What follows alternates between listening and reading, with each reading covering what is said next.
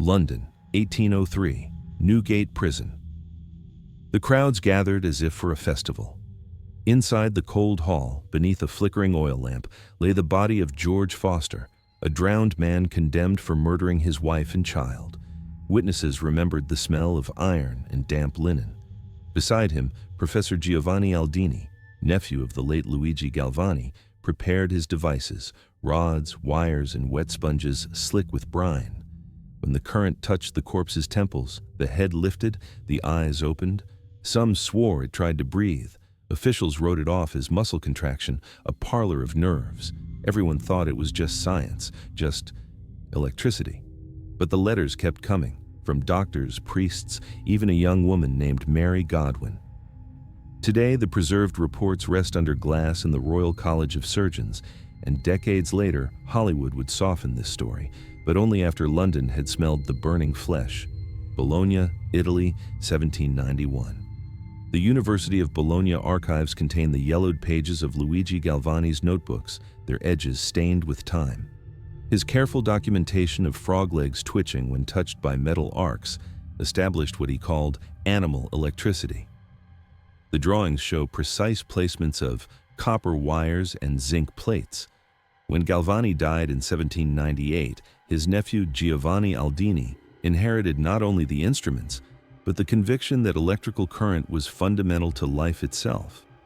The Bologna Senate records contain Aldini's petition, dated November 22, 1802, requesting a license to trial humane resuscitation on corpses.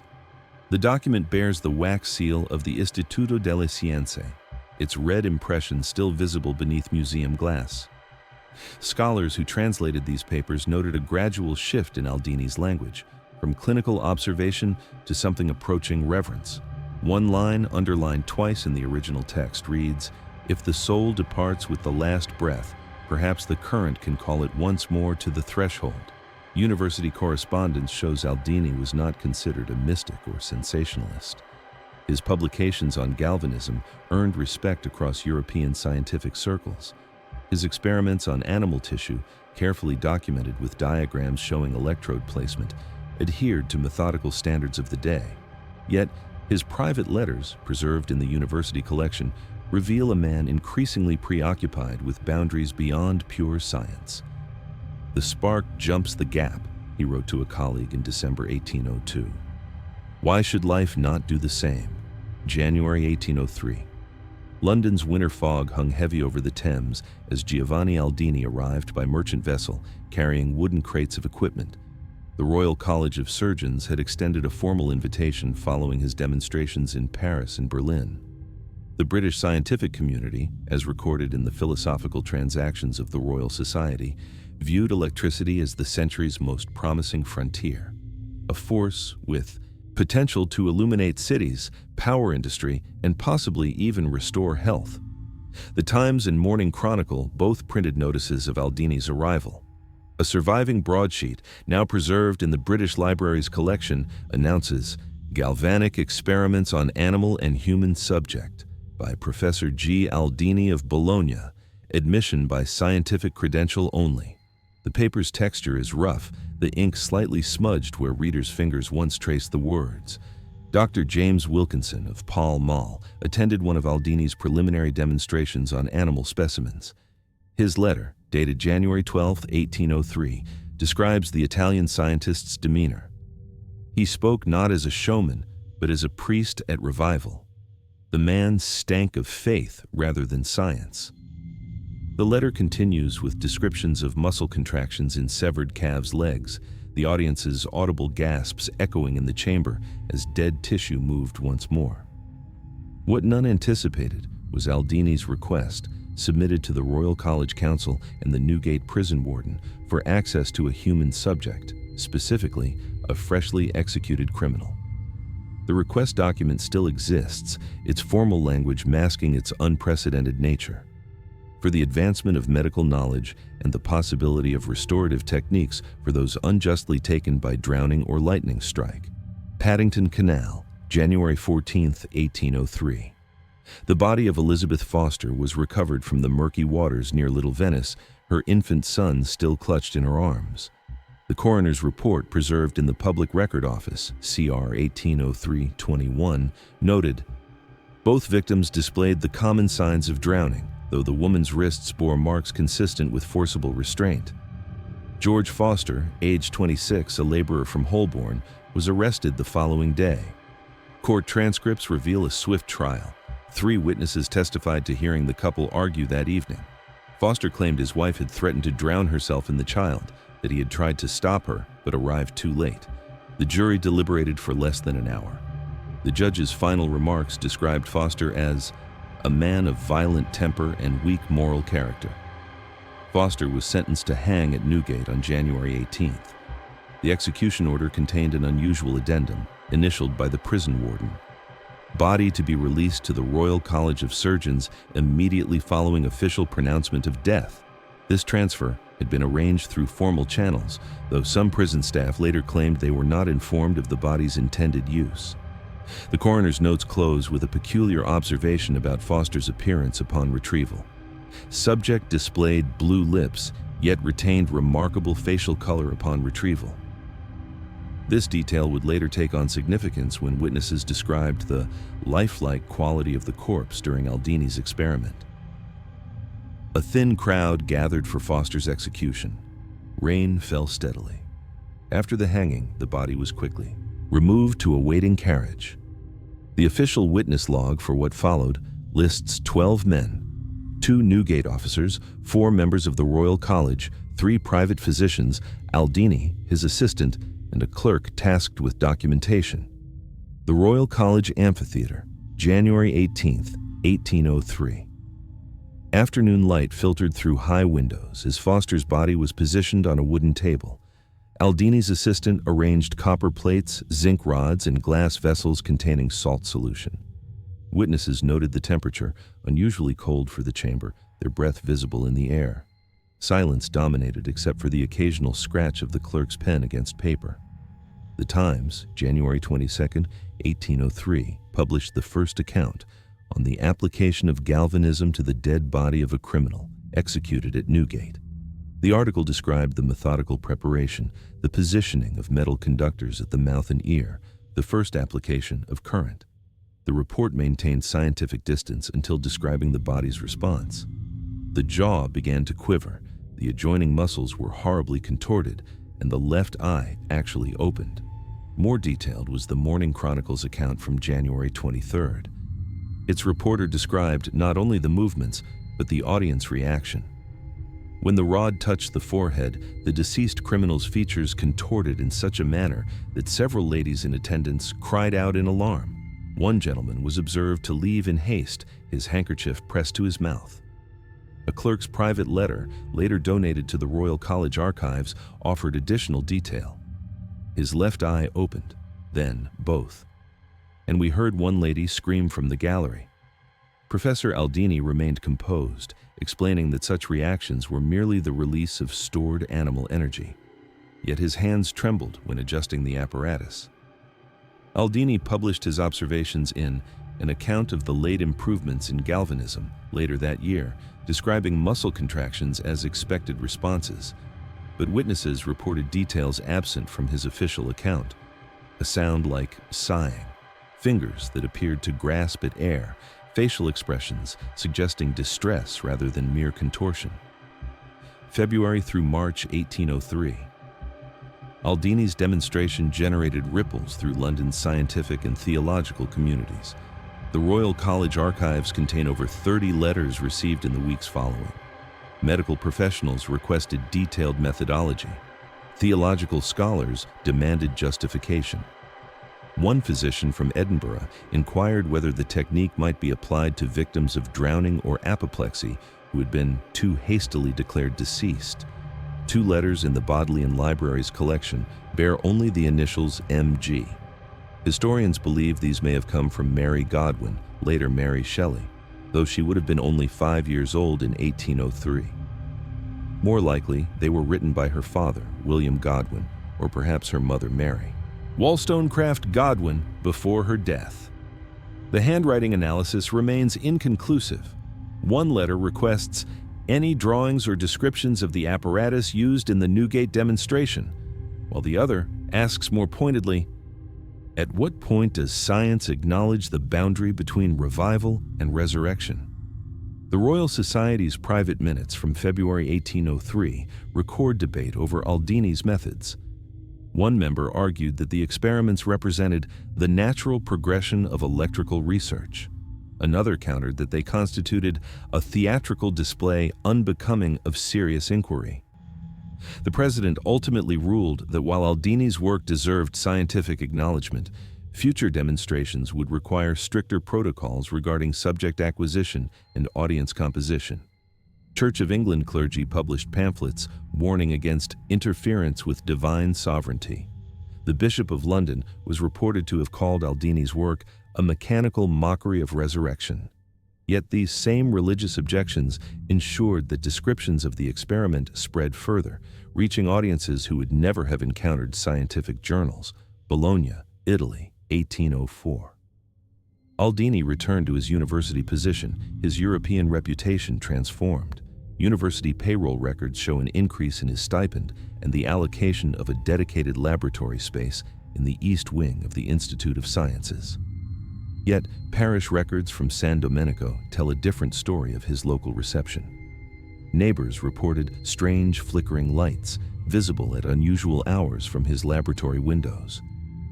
During a demonstration involving a severed cow's head in April 1804, multiple witnesses noted an unusual atmospheric condition in the room, described in one account as having dripped with black condensation.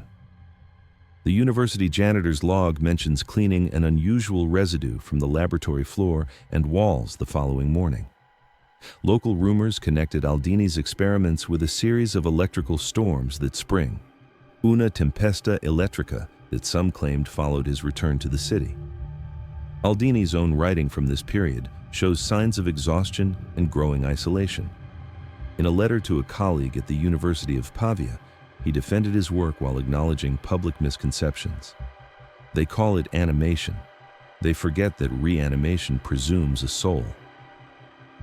The ink is pressed deeply into the paper at certain points, suggesting emotional emphasis. By late 1804, Aldini had ceased experiments involving human cadavers. His published papers returned to animal subjects and theoretical discussions of electrical properties.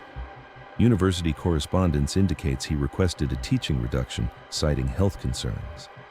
The Bologna Medical Registry records his prescription for tinctures to calm nervous agitation, beginning in November of that year. What haunted Aldini was not accusations of blasphemy. His letters show he remained committed to the scientific principles, but rather the limitations of his discovery. In notes found among his research papers, he wrote, "Movement without meaning, response without consciousness, the body remembers but does not return." Villa Diodati, Geneva, Switzerland, June 1816. Lord Byron, Percy Shelley, Mary Godwin, soon to be Mary Shelley, her stepsister Claire Claremont, and Byron's physician John Polidori gathered during an unseasonably cold summer.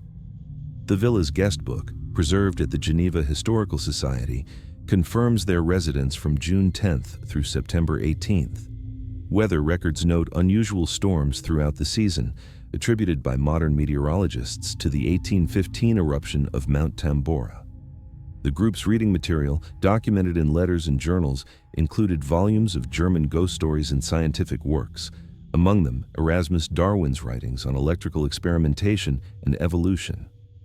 Byron's personal library, catalogued after his death, contained a copy of Aldini's An Account of the Late Improvements in Galvanism, with margin notes questioning the ethical implications of the experiments. Mary Godwin's journal entry from June 16th describes a conversation about the principle of life that extended past midnight. "Lightning pierced the darkness beyond the windows," she wrote, as Percy suggested that electricity might one day reveal how animation begins. The group's discussion of galvanism coincided with Byron's famous challenge to write ghost stories, which would ultimately lead to Mary's conception of Frankenstein. The villa's maid, Elise Duvivier, later provided testimony about the visitor's unusual habits. In a letter to her sister, preserved in the Geneva Public Library's collection, she mentioned overhearing Mary speak of dreams where a man reassembled and breathing with sparks sat upright on a laboratory table. Duvivier described finding Mary pale and trembling at breakfast the following morning, claiming she had been unable to sleep after imagining eyes opening that should have remained closed. London, 1817-1818. Mary Shelley's journal documents her progress on the manuscript that would become Frankenstein, or the modern Prometheus. Her writing desk, now displayed at the Shelley-Godwin Archive in London, still bears ink stains from this period. Library records show she requested scientific works including Humphrey Davy's Elements of Chemical Philosophy and back issues of the Philosophical Transactions containing accounts of electrical experiments. When Frankenstein was published anonymously in March 1818, initial reviews treated it as immoral fiction. The Quarterly Review dismissed it as a tissue of horrible and disgusting absurdity. Yet buried in the Edinburgh Review's longer criticism was a more perceptive observation. The author distorts, but does not invent what London witnessed 15 years ago at Newgate. This reference to Aldini's experiment passed largely unnoticed by the general public, but caught the attention of those familiar with the scientific record. Meanwhile, Aldini's health continued to decline. Medical records from the Bologna Physicians Guild note his complaints of tremors, insomnia, and episodes of paranoia. Colleagues described him withdrawing from academic society, though he maintained his teaching duties.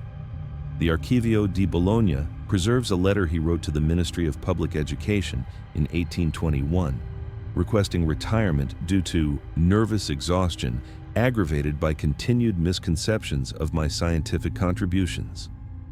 His final published paper, appearing in the Annals of Medical Science in 1822, avoided any mention of his human experiments. Instead, it focused on potential therapeutic applications of mild electrical stimulation for nervous disorders. The concluding paragraph contains a single haunting allusion to his earlier work. Electricity moves the flesh, but not repentance. The spark serves the damned as well as the saved. London, 1831. Mary Shelley's revised edition of Frankenstein was published under her own name, ending years of anonymous authorship. This edition included a new preface in which she explicitly described the genesis of her story during the stormy summer in Geneva. While she did not directly reference Aldini's experiments, she acknowledged the influence of discussions about the nature of the principle of life and whether a corpse might be reanimated through electrical means. The scientific community, which had initially dismissed the novel as mere Gothic entertainment, began recognizing its connection to actual research. In 1834, The Lancet published a retrospective article on historical galvanism and its literary impact, which directly connected Victor Frankenstein's fictional creation to Aldini's documented experiments at Newgate. The article reproduced portions of the original newspaper accounts from 1803, introducing them to a new generation of medical students. This republication reignited theological concerns. Parish records from St. Paul's Cathedral document a sermon delivered in November 1834 condemning modern science's unnatural obsession with usurping divine power. Several Italian dioceses petitioned the Vatican to officially ban anatomical demonstrations in church hospitals, though these requests were ultimately denied on practical grounds. Artists began incorporating Aldini's work into cultural representations. An 1835 painting by Theodor von Holst, titled The Galvanic Experiment, showed a scientist surrounded by frightened onlookers as a corpse contorted on a laboratory table. Literary magazines published poems exploring the moral implications of reanimation without resurrection. The exhibition label accompanying Aldini's preserved equipment at the Florence Museum of Medicine, installed during this period, reads with pointed brevity, "His instruments are silent but not forgiven." London and Paris, 1850-1890. As the century progressed, Aldini's experiments became a reference point in debates about scientific ethics and the boundaries of medical research. Medical school curriculum documents from both Oxford and the Sorbonne show that the Newgate demonstration was presented as a case study in the newly forming field of bioethics. Student examination papers from 1857, preserved in the Oxford University archives, include questions about the moral implications of cadaver experimentation without familial consent. Mary Shelley died in 1851, having witnessed her fictional creation becoming increasingly intertwined with its historical inspiration. Her personal library, catalogued after her death, included scientific journals containing Aldini's published papers, many with her annotations in the margins. One note beside a description of muscle response to electrical stimulation reads simply, "But what of awareness? What if it feels?" Technological advances in electrical generation and distribution throughout the mid-19th century kept galvanism in the public consciousness. When Luigi Galvani's original laboratory equipment was displayed at the Paris Universal Exhibition of 1878, attendance records show over 40,000 visitors. The exhibition catalog described the apparatus as the first key to unlock the electrical secrets of the human body. Visitor logs include repeated comments about the unsettling implications of the display. In 1869, The Lancet reprinted partial transcripts of the 1803 trials during a symposium on historical galvanism and modern medical applications. The discussion was intended to be academic, but newspaper coverage focused on the more sensational aspects. The Times headline from May 12, 1869 read, "Dead Man Moved, the Forgotten Horror of Newgate." Church attendance records from parishes near the medical schools show an increase in the weeks following these publications. Hollywood, California, 1931.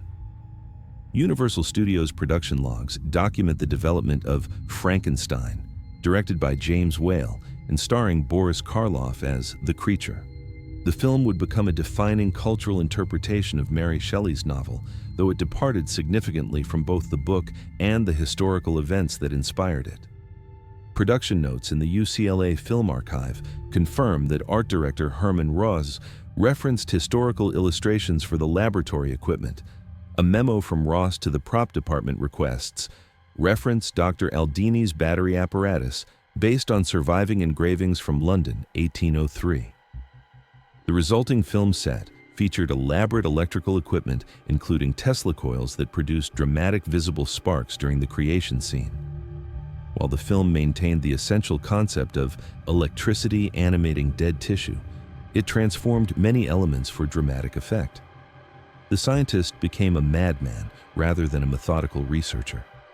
The criminal corpse was replaced with an innocent brain mistakenly combined with a murderer's body. The academic demonstration became a private experiment in an isolated castle. Letters between director James Whale and screenwriter Robert Florey, preserved in the Academy Film Archive, reveal conscious decisions to romanticize the material. Whale wrote, "Let it be gothic, not medical. Horror breathes better in fiction than in fact." Florey's response acknowledged the public would not tolerate the coldness of the actual Aldini account. They require motive, madness, and thunder. During early screenings in New York and Chicago, theater managers reported unusual incidents. The Chicago Tribune mentioned multiple fainting spells during the creation scene. Projectionist logs from the New York premiere noted 3 instances of electrical failure causing temporary interruption at precisely the same point in the film when the creature first opens its eyes. London, Royal College of Surgeons, 2003. The Bicentennial exhibition, Galvanism and the Birth of Frankenstein, opened on January 18th, exactly 200 years after Aldini's Newgate experiment. Museum records show that 3 historical items formed the centerpiece of the display. Aldini's leather-bound field journal from 1803, a silver electrode marked with the initials GF, catalogued as Royal College of Surgeons, case number 118A, and the original Morning Chronicle front page featuring an illustration of the reanimated criminal. Curator Dr. Eleanor Jenkins described the challenge of presenting these artifacts in her opening remarks, recorded in the exhibition catalog. These objects connect us to a moment when science confronted its own power without fully understanding its implications. Our responsibility is to present them neither as relics of superstition nor as mere curiosities, but as physical evidence of an ethical turning point. Visitor logs from the exhibition's 6-month run show over 80,000 attendees, including medical professionals, literary scholars, and film industry representatives. Comment cards preserved in the museum archives reveal recurring themes: fascination, discomfort, and a surprising number of apologies, addressed not to the museum, but to George Foster himself. Security logs note several incidents of flickering lights in Display Hall 2, where the artifacts were housed. Maintenance reports attributed these to aging wiring in the museum's east wing. However, an anonymous staff member's internal memo, later leaked to The Guardian, claimed, "When the crowd left, I heard a wet gasp through the glass." The report was filed but never formally investigated. Technical staff noted that electronic equipment, audio guides, mobile phones, digital cameras, frequently malfunctioned near the display case containing the electrode. The museum officially attributed this to electromagnetic interference from nearby climate control systems. Royal College of Surgeons, London, present day. The Aldini artifacts now reside in the museum's permanent collection, exhibited in a climate-controlled display in the History of Medicine gallery. Museum catalogs list them among the institution's most requested items, particularly by medical students studying ethics and the history of resuscitation techniques. Contemporary researchers continue to debate Aldini's legacy. Academic journals from the past decade contain articles examining his contribution to modern defibrillation technology and psychiatric electrotherapy. The Journal of Medical Ethics published a special issue in 2018 titled "From Galvanism to Bioethics: 2 Centuries of Debate," featuring essays from both scientific and humanities perspectives. Visitors to the exhibit frequently report unusual sensations. The comment book contains dozens of variations on the same experience: dizziness near the electrode case, sudden static in audio headsets, unexplained battery drainage in mobile devices. In 2011, a BBC Radio 4 crew recording a segment on medical history captured audio anomalies near the display. When played back, their recording contained distortion that audio engineers described as mimicking a heartbeat irregularly pulsing, which faded only as the team moved to a different gallery.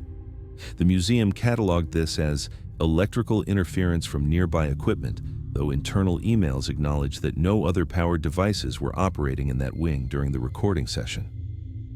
Dr. James Morton, current curator of the Medical Artifacts Collection, notes in his annual report, "The Aldini items generate more visitor engagement than any others in our collection.